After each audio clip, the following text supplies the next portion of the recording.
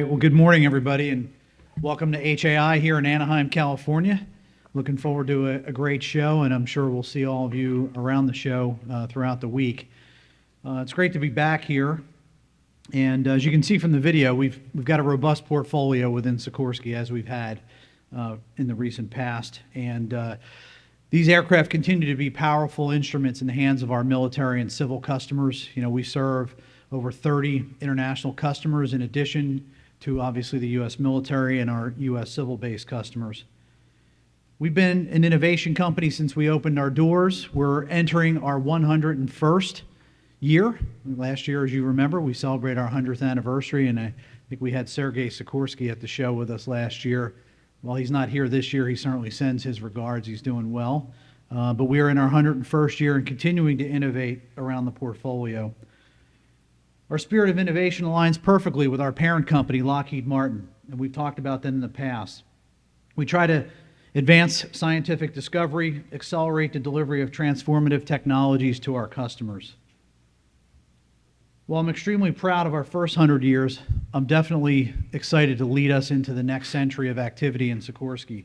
I don't know if I'll be around for the next 100 years, but at least for the time being, very excited about our future.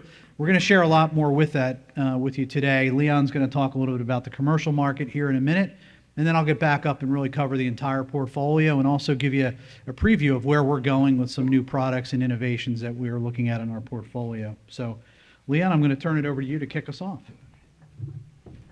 Thank you, and good morning, everybody. My name is Leon Silva. I'm Vice President of Sikorsky's Global Commercial and Military Systems. It's really nice to be here. I always enjoy these engagements. I'm very energized by the patterns that we've seen and the increase in utilization of our fleets. Both the S-76 and the S-92 are up with respect to ours, particularly after COVID. We've seen a good recovery with that.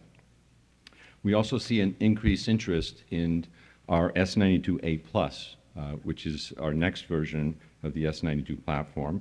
And that includes not only offshore interest, which is a big part of our business still at this point, but also VVIP, head of state and search and rescue. Speaking of VVIP, the final lot of the VH-92A, which is the presidential helicopters, is set to complete deliveries this year. That's 23 aircraft that are going to be in the fleet. We're very excited about that. There's a lot of commonality with the S-92s, and we think that's going to be a good, strong base for the future. Sikorsky brings unmatched experience and a proven track record to that mission, having flown every U.S. Commander-in-Chief since President Eisenhower. The state of the helicopter industry is more dynamic than ever before, and as far as the challenges and opportunities, I'll start off with the challenges. Much like other OEMs, Sikorsky's experienced unprecedented supply chain challenges, and we're certainly still in the midst of that recovery. Related to a large extent to the large S-92 fleet and the utilization rates that our customers are using, and the fact that a significant number of aircraft that were in storage going back 3 years have been brought back into operation, our team's been feeling a lot of pressure as far as keeping up with the demands of the customers. The important thing to know is that Sikorsky supply chain experts and our suppliers are diligently working to move parts and meet that demand. It takes a bit of time, but we are certainly and definitely making progress with that. The supply chain problem is compounded by the fact that there's been notable increase in this utilization, as I mentioned.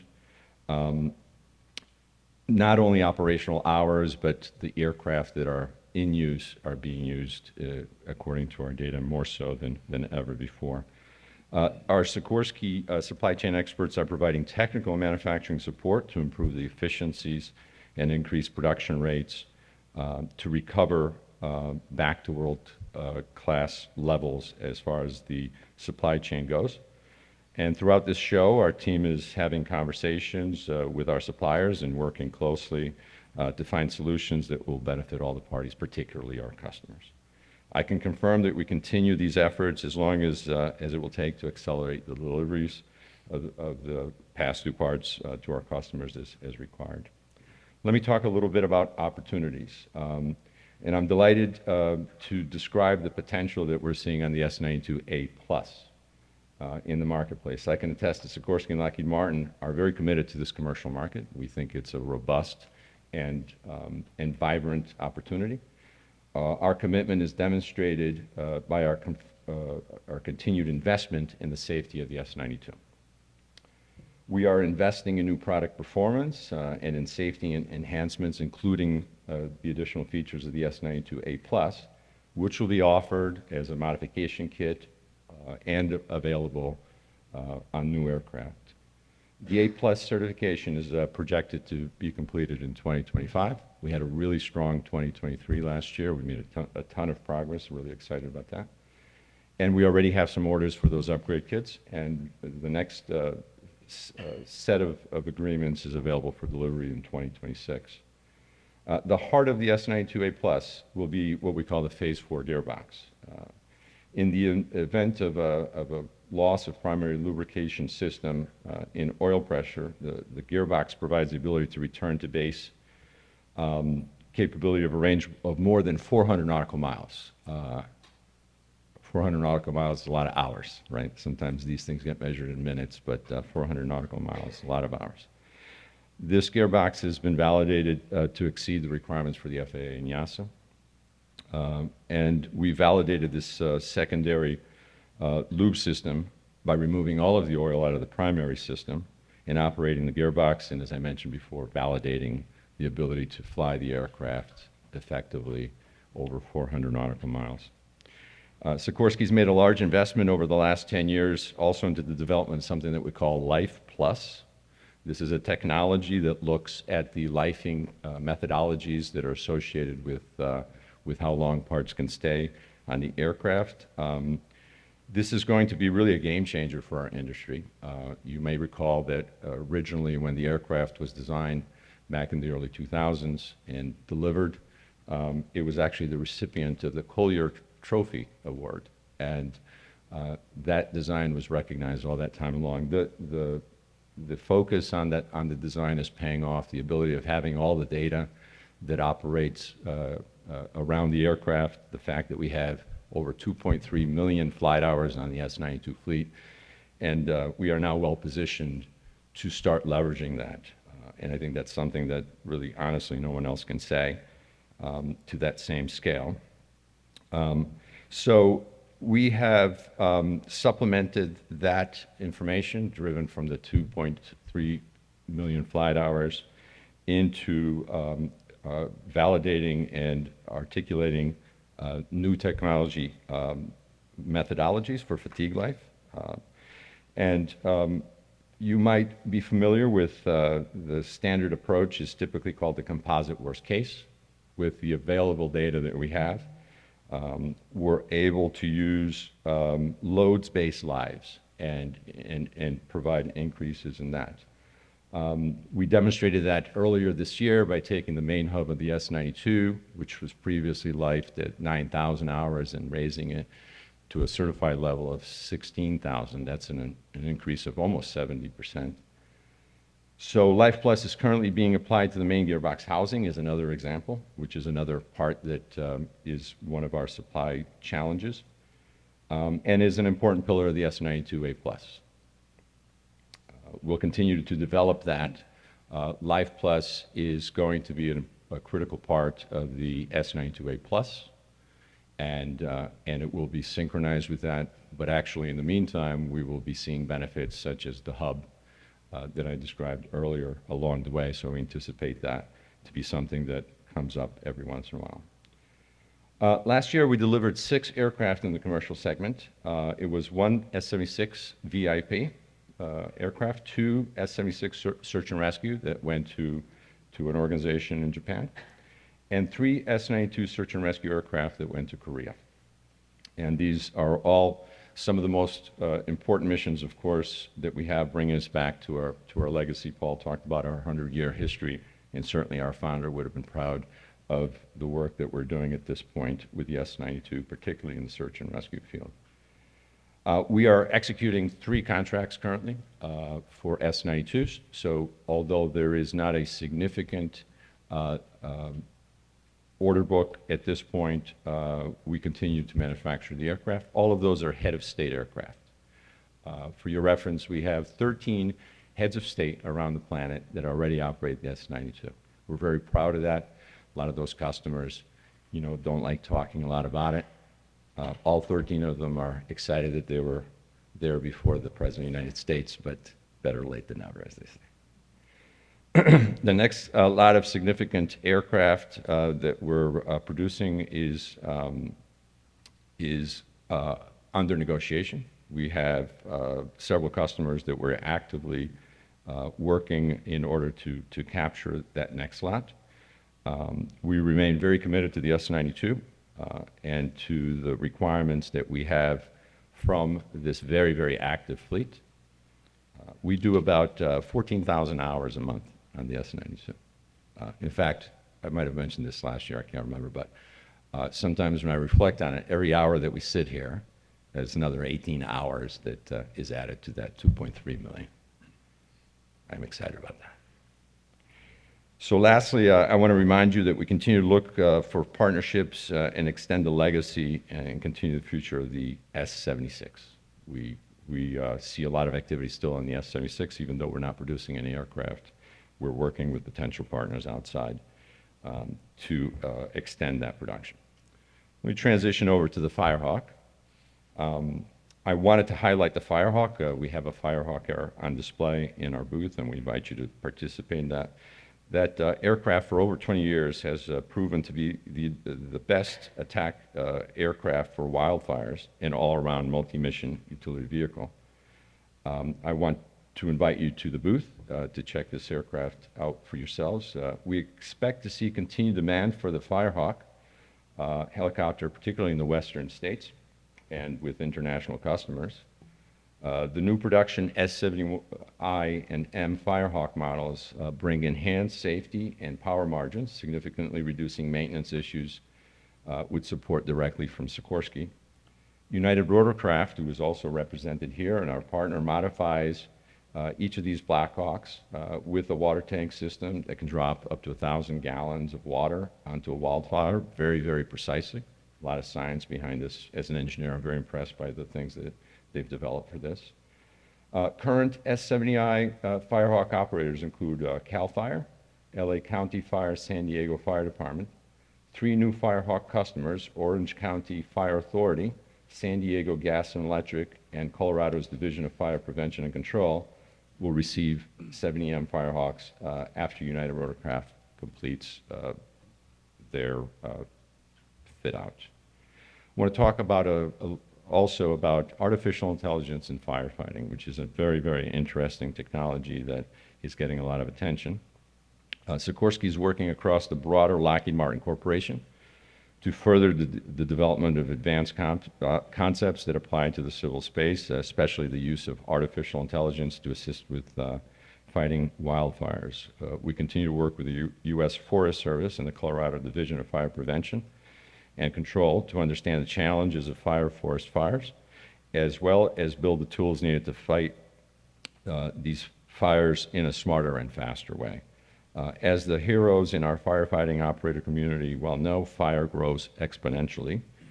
Therefore, helping first responders stop them early and better, predict where they will go next, is based on environmental and fuel source conditions, have a major impact on how our communities can remain safe and reducing property destruction. This year, Lockheed Martin and Colorado Division of Fire Prevention are exploring further collaborations. A lot of science going into this area, which is pretty exciting. I'll wrap up my section. I'll say that the future of Sikorsky commercial portfolio is very promising. We're extremely thankful to the partnerships and collaborations with our customers and suppliers. I'm happy to take questions at the end and also welcome the opportunity to talk with you one-on-one afterwards if you like.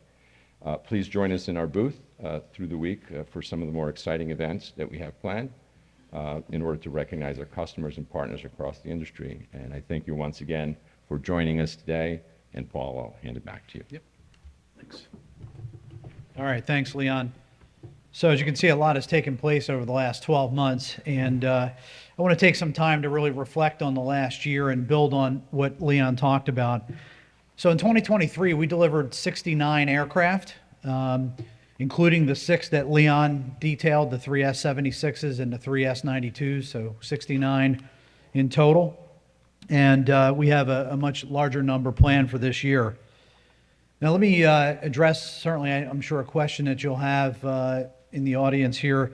As you know, on February 8th, we heard the difficult news from the Army about the cancellation of the Future Attack Reconnaissance Aircraft Program, or FARA, as we call it.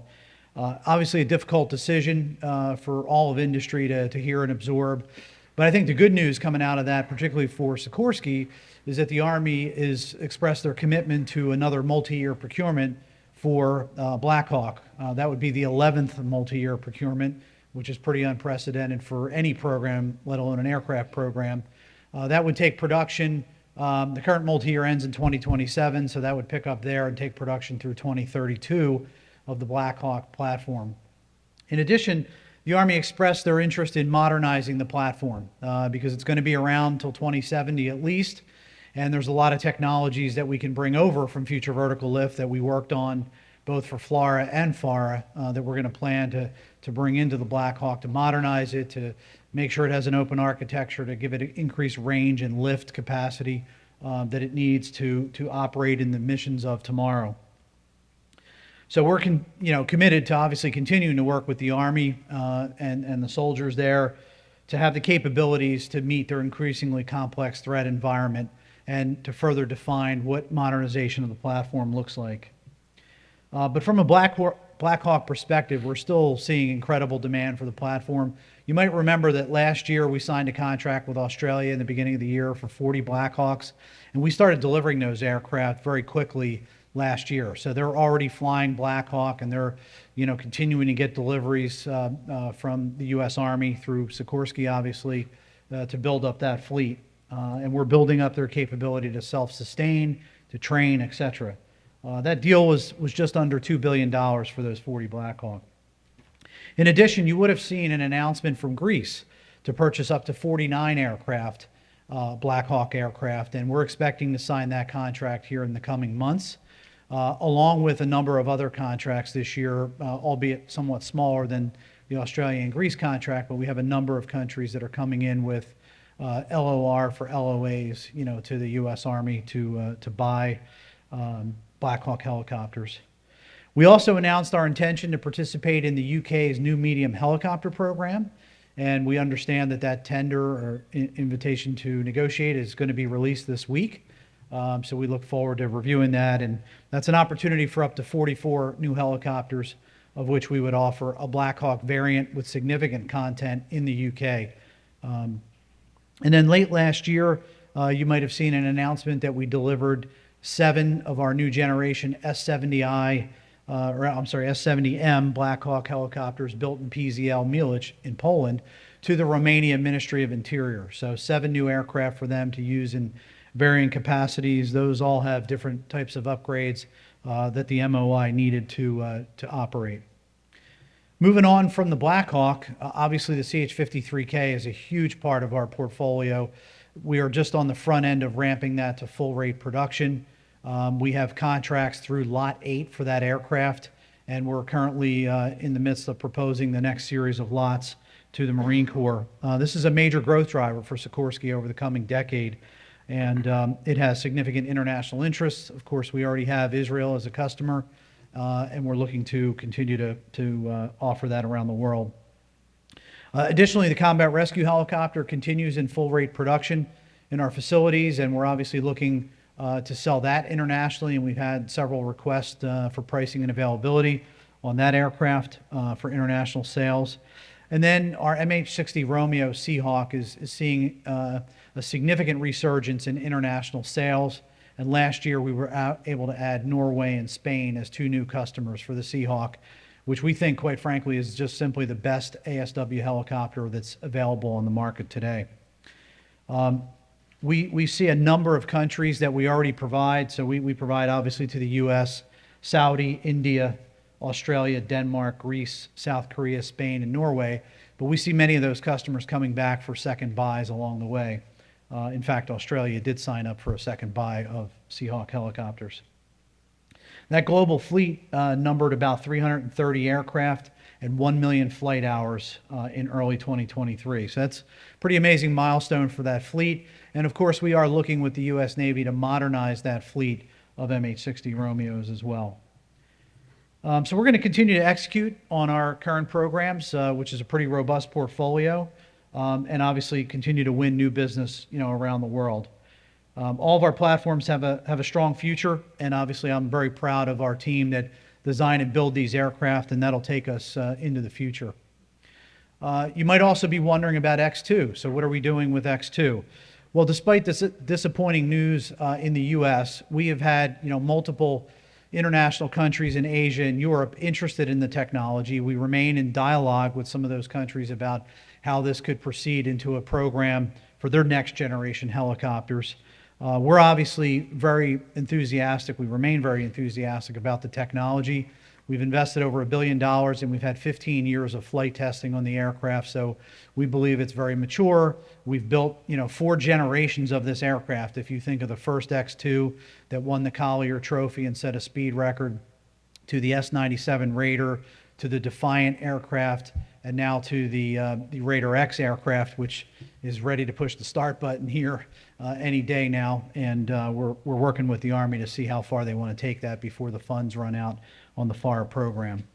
We certainly think X2 delivers unprecedented speed, range, and agility that no other helicopter in the world can match. And there's a lot of uses for that.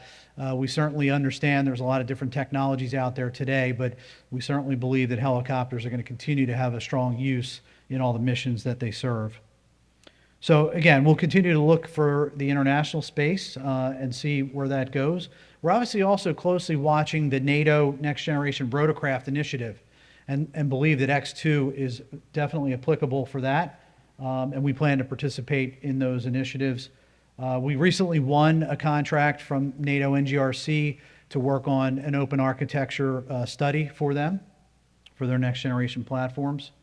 And we're also working with the Italian Ministry of Defense on a trade study in collaboration with Leonardo as their MOD evaluates the application of X2 for the next generation fast helicopter, which we have talked about in the past. So that work continues on.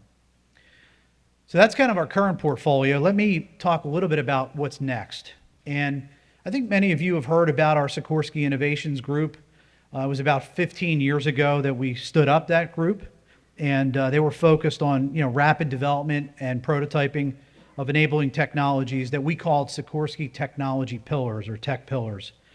That team spearheaded the Collier Trophy winning X2 technology demonstrator aircraft, and they flew a 20,000-pound Black Hawk uninhabited. So 2 major accomplishments coming out of our original tech pillars of speed, autonomy, and intelligence.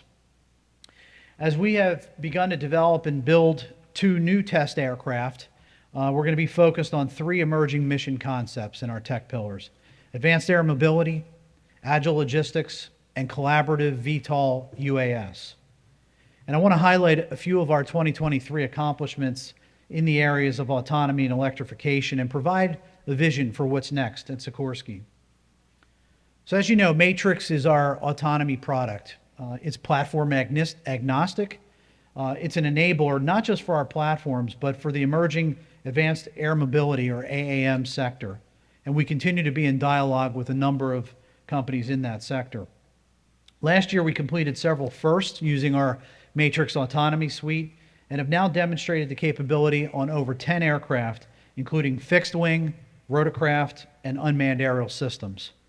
We're seeing strong interest from both the military and commercial sectors for platforms both enabled by higher levels of automation and the added safety and efficiency it can provide. So when we talk about Matrix, we talk about it as really a safety enhancer. Yes, it has the capability to take people out of the cockpit, but it also has the ability to be there and augment pilots in the cockpit, allowing them to focus on the mission and ensure that they can safely conduct that mission, particularly in degraded visual environments.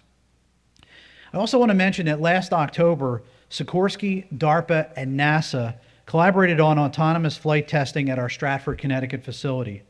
We provided 2 of our Matrix-enabled aircraft, our S-76B Sarah aircraft and our S-70 OPV Blackhawk, to NASA for a series of test flights covering 70 different test maneuvers and generating more than 30 flight hours. So pretty significant effort between ourselves, DARPA, and NASA. Of course, Matrix utilizes an open architecture software which allows Sikorsky partners to integrate their own software, and that was proven in some of these tests. So these tests demonstrated a few things that may help technology development for the burgeoning AAM sector. We evaluated different software systems and how it could control each aircraft. We assessed how human pilots interacted with the autonomous systems, and we set a foundation for furthering testing of the automation technology. We're proud of these efforts with NASA, and we will continue to design and evaluate technologies that will create a safe and efficient, robust system for managing the airspace that contains a diverse array of manned and unmanned aircraft in the future.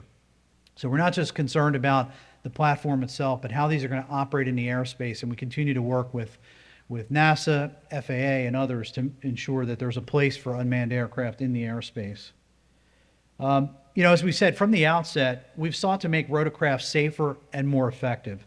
And one of the most difficult missions our aircraft perform today is aerial firefighting, and you heard Leon talk about that a little bit. Last November, we completed a series of autonomous aerial suppression tests using a Bambi bucket and incorporating software from a small fire technology startup called Rain Technologies. Using our S-70 OPV equipped with a Bambi bucket, we're able to automate an aerial suppression mission from detection, dispatch, collection, and suppression. These developments align with Lockheed Martin's broader goals in firefighting. And we're going to talk more about our collaboration with Rain here at the show, so please stay tuned for that. Finally, I can share that Sikorsky is working with AFWERX, the U.S. Air Force, AFWERX Prime, that is, to develop a large VTOL-capable UAS for studying crewed and uncrewed teaming using Matrix as the common operating system. These aircraft will serve as a test bed for developing crewed and uncrewed teaming technologies, as well as hybrid electric propulsion technologies for dual-use applications. Flight testing will begin in 2026, and we'll begin constructing these next year. Last year, I announced that Sikorsky Innovations will be designing, building, and flying a hybrid electric demonstrator in collaboration with GE Aerospace, something that we call HEX. HEX is one of 2 new test beds our innovations team will be developing, building, and flying over the next 5 years. These new test beds are focused on demonstrating capabilities for 3 emerging mission concepts that I've mentioned: advanced air mobility, agile logistics, and collaborative VTOL UAS. HEX will serve as a test bed for demonstrating autonomy and hybrid propulsion, form the foundation for future product development across a range of configurations, and create opportunities for customer engagement and experimentation. Now, I know for the last year, many in this room have been asking us, well, what is HEX? What are you building? Can you give us any insight? So let's take a look now at what HEX is.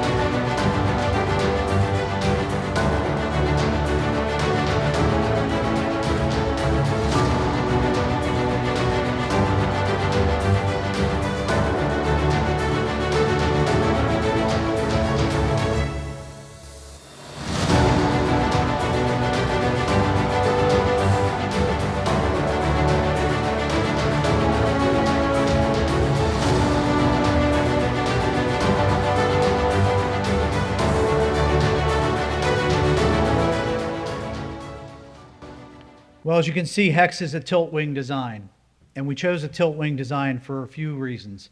First is the flexibility to test a range of integrated system dynamics. Second, the ability to validate the benefits of electrification, reduced operating cost, and sustainability. And then finally, the opportunity to explore new configurations enabled by electrification. Anybody that's heard me talk about electrification, whether it's in Sikorsky or out, has said that electrification will bring on a number of new configurations. And I think you just look at the industry today and how eVTOLs are evolving, and you can see that. Many of these are not new. You know, tilt wing concepts, tilt rotor concepts have been around for a long time. But I've always said they make a lot more sense when you can electrify them. We don't have the mechanical configurations that we have today that may not be as reliable as we can have under an electrified or hybrid electric system. So we think these configurations do make a lot more sense, and we want to explore them with the rest of the industry. So what we want to look at is, you know, how well can a turboshaft engine combined with a 1 megawatt class generator and associated power electronics save on fuel, reduce emissions, and optimize engine performance. We also want to look at how this architecture will provide quieter flight experience, save on production and operating costs, and improve the safety of flight. As a company committed to safe, sustainable flight, the HEX project will be transformative for us. We plan to apply learnings from HEX to both existing products and new aircraft in the future. 1 megawatt propulsion pack developed by GE, and integrated flight and motor controls developed under Matrix, and high reliable electric motors and power electronics developed by Sikorsky. These are things that we plan to carry to all of our product lines as we move into the future. In fact, we tested our first generation motors and power electronics last year and started flight testing of a subscale proof of concept. Our 500 kilowatt motor design is currently being tested and will go into a power system test bed in 2025. But we're looking at a range of product upgrades and new platforms to meet the emerging needs of our customers. And you can see on this slide several configurations.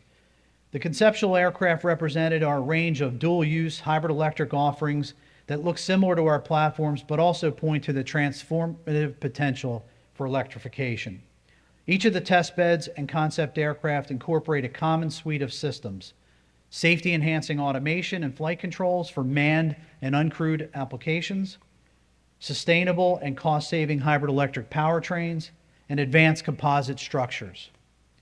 Igor Cherepinski, who's here today, our Director of Innovations, is going to be available at 3 o'clock today in our booth to talk more detail and answer questions on future product development at Sikorsky. So please stop by and talk to Igor. So to wrap up, I want to make it clear. Our future is not just confined to rotor blades. There is a wing in the mix to meet customer needs for vertical flight. We envision a family of systems that are safer, more reliable, easier to maintain, and can fly farther and faster at lower cost. All of this is purposeful to dramatically improve customer choice to suit specific operational environments, both for military and commercial customers. So thanks for that, and now Leon and I are happy to answer your questions. Ken Swartz, Vertical Flight Society. Going back to sort of the conventional world, could you explain with this gearbox that you're proposing for the A+, how is it similar or different from the gearbox that would go in the VH92? And because over the years, there's been a number of conversations about different Sikorsky gearboxes, and I just want to get it clear in my mind, you know, what that evolution is. Sure. So first of all, the Phase 4 gearbox that I was describing, we're not just proposing it, we're building it and we're certifying it, so that we're very close to that, and as I said, we'll be done with that in 2025, and we anticipate that to be a very successful step. So the gearbox is retrofittable to a majority of the S92s that are in existence now, so the footprint is identical. The main configuration differences are that it has a redundant oil system that is designed in such a way that a full loss of the primary system will not inhibit this gearbox. So I mentioned before, the aircraft has been tested and the gearbox has been tested, and actually even with the presence of the FAA and so forth, and we've gotten over 7 hours on this gearbox, which is basically longer than the aircraft has fuel. So at the time, this goes back a couple of years, you know, it was getting late in the day. We decided to get some pizzas and wrap it up. But it went over 7 hours. The gearbox did very well. And so that is really the step that I think is of significance. You asked about compatibility with the VH92. It'll be fully compatible. The baseline gearboxes that are on the presidential aircraft right now are Phase 3 gearboxes. And I would anticipate that after we gain some hours and some experience with the Phase 4, they certainly could be interested in the future, and the aircraft would be fully compatible to accept the Phase 4 upgrade. And Leanne, just to clarify, the 7 hours was without primary lube. Correct. Yeah. That's correct. And in a follow-up, you were talking about extending component life or gearbox or component life. Now, does that apply to the airframe too? I understand that the S92 airframe is limited to 30,000, but with the data that you have, could you structurally, or are you considering extending the life of the airframe in addition to the components? So we don't have plans to extend the airframe life because the economics around the testing that's required for that recertification there isn't a business case there, so we don't have a plan to do that. That's conceivable, it's possible to do it, but it'd be a large test program. So our focus with Life Plus is on predominantly the components that are part of the drivetrain in order to significantly increase the lives and reduce the operating cost of the aircraft.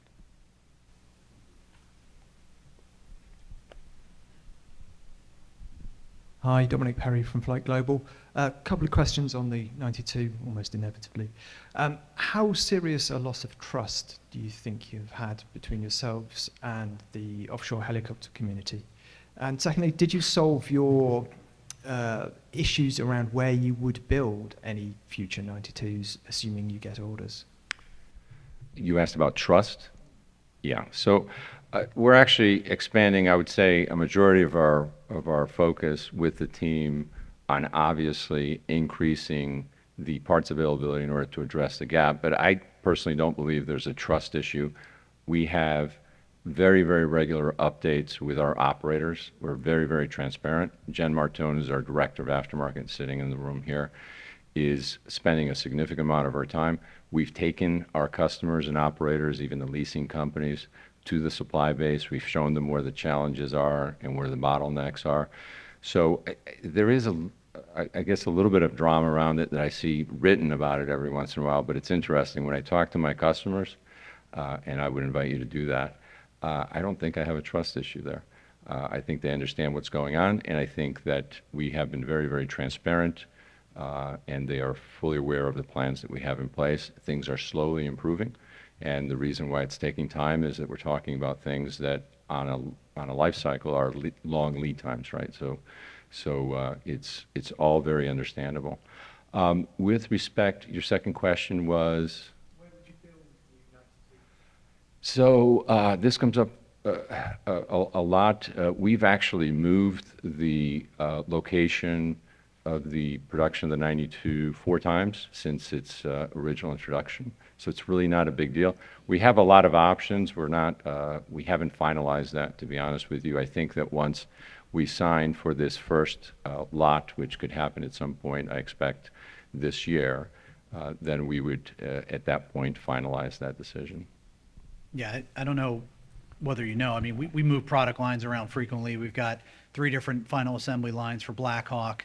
We have multiple assembly lines for 53K, not currently, but we've built them in different places. Same thing with S92. So plenty of facilities to build, and it'll depend on the timing, workload of other products in the portfolio, and how many aircraft get ordered.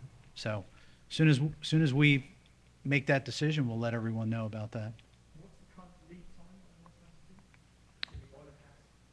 S92? About 36 months.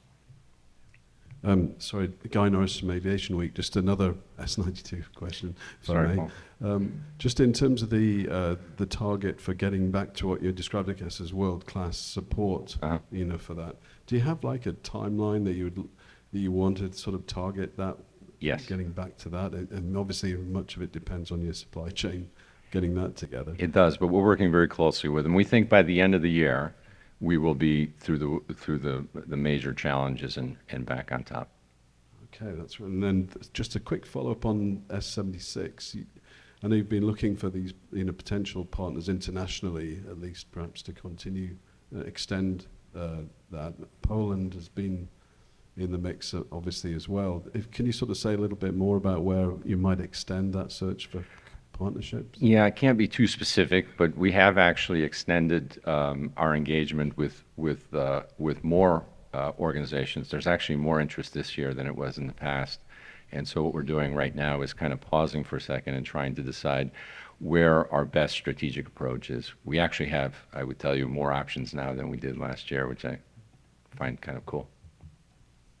Hi, Oliver Johnson with Vertical. What's the availability rate for the S92 at the moment? And is it increased or decreased from last year? I think you said it was high 80s. Yeah, it's decreased slightly from a year ago, but it's actually relatively stable. One of the things that comes out a lot is the fleet of the S92 is obviously not used only for offshore oil. That is definitely the organization or the group that uses the aircraft the most and certainly drives it and demonstrates its capability. But we have a lot of other customers that operate the aircraft, and when you look at the whole fleet, it's come down slightly. Our operating typical is about 94%. Which is world class. I don't mind sharing that. And like I said, we anticipate being around that point towards the end of this year. Good morning, Gideon Ewers with Rotorcraft International. Just another one back on the good old 92. You say you remain committed to the program. Would you like to share a sort of calendar time for that? I know one of your competitors has said that they're committed to their heavy for till at least 2040. Do you have any calendar commitment on that? Sure. I love that question. So I talked a little bit about the presidential contract that we have. It's 23 aircraft. We actually have commitments at a minimum for 40 years on that, just to do some quick math. And I'll remind you that the one that we're replacing, which was an S-61 based aircraft, we continue to supported that for a bit over 60 years. So I'm not anticipating seeing the end of that personally. I think that maybe my kids or Jen's kids may see the end of the 92. We have a long, long life on that. I'm super excited about that presidential program because it really helps us, in the base to keep that going. It's obviously a very committed customer to that. And I even anticipate that there will be features and improvements in the future. We have the experience on the 61 as an example, where we'll be able to drive improvements back into the S92 as a result. Ken Swartz, two follow-up questions, or one follow-up, and then on the Firehawk, you referenced the S70I and also the M. I'm wondering, why are there two different aircraft? Is there something in capability they're different, or one's for more of a military customer for the Firehawk? So they're essentially identical in configuration, right?